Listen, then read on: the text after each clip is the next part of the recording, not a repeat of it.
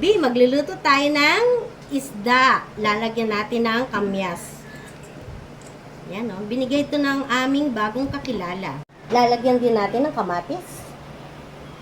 Para lalong kuminis ang ating tutis. Yan.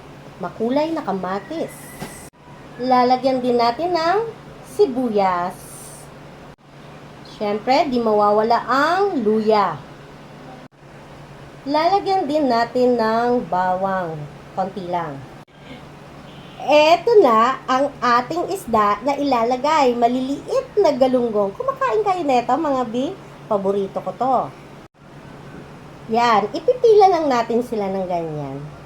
Yan. Di ko to lalagyan din ng tubig kasi yung kamyas magtutubig yan. Yun ang sabaw niya.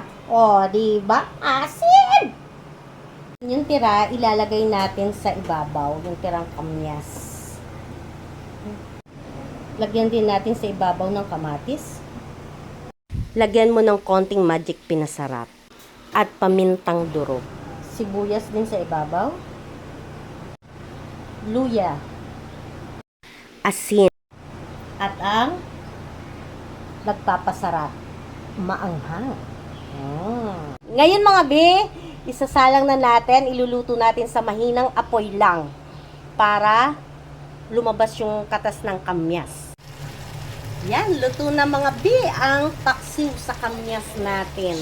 Ang sarap. Asim! Tara, kain tayo mga bi. Thank you for watching!